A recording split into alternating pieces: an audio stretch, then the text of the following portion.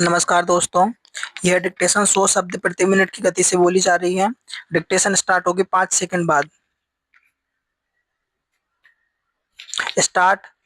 आज़ादी की स्वर्ण जयंती के अवसर पर राज्य विधानसभा में आयोजित विशेष बैठक को संबोधित करते हुए राज्यपाल ने कहा है कि देश और समाज आज भी अनेक गंभीर बुराइयों से घिरा हुआ है और जब हम देश को इन बुराइयों से आज़ाद नहीं करा लेते तब तक सही मायनों में आज़ादी को मुकम्मल नहीं माना जा सकता।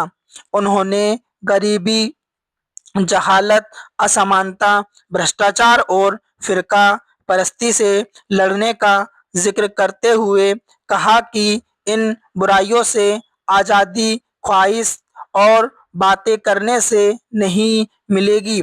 आज भी अपनी मंजिल से बहुत दूर हैं और हर हिंदुस्तानी को इस बारे में संजीदगी से जरूर सोचना चाहिए कि हम उन देशों से इतने पीछे क्यों चल रहे हैं जिन्होंने हमारे साथ या हमारे बाद आज़ादी हासिल की थी।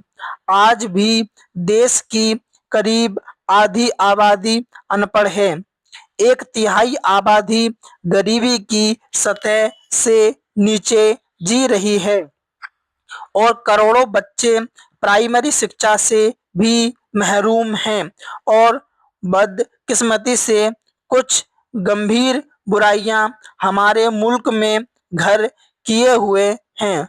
इन बुराइयों के रहते कई बार चारों तरफ से नाउम्मीदी की बातें उठने लगती हैं और देश के भविष्य पर प्रश्न वाचक निशान लगता दिखाई दे रहा है।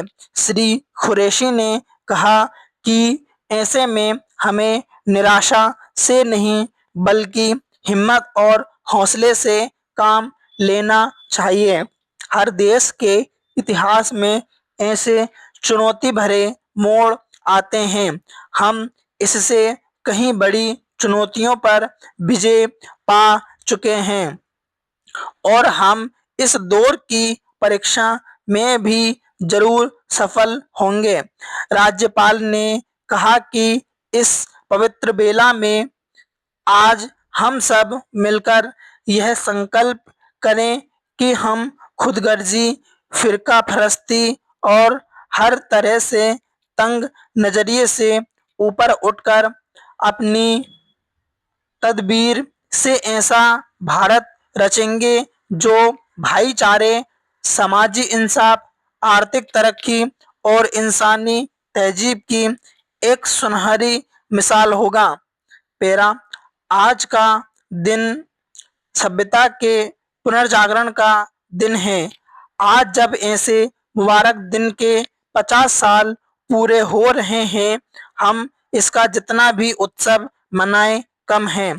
पिछले 50 सालों से हमने कई कुदरती लड़ाइयाँ और पड़ोसी द्वारा लादी गई लड़ाइयाँ भी लड़ी, लेकिन ऐसी हर चुनौती का हमने कामयाबी से सामना किया और उससे पहले से अधिक मजबूत होकर निकले।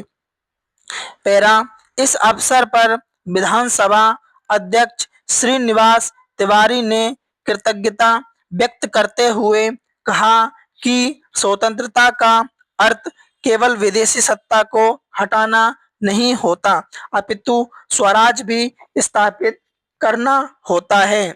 आजादी का लाभ सबको मिल सके, हमें यह भी सुनिश्चित करना चाहिए।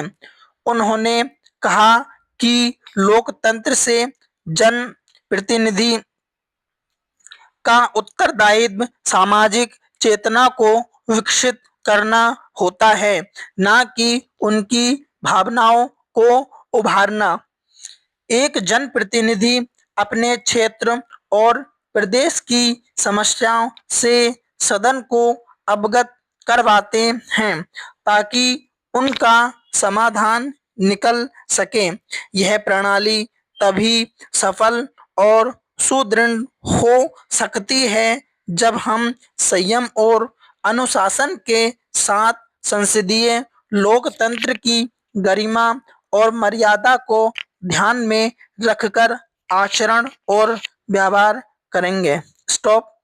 इसका पीडीएफ हमारे टेलीग्राम चैनल पर मिलेगा। धन्यवाद।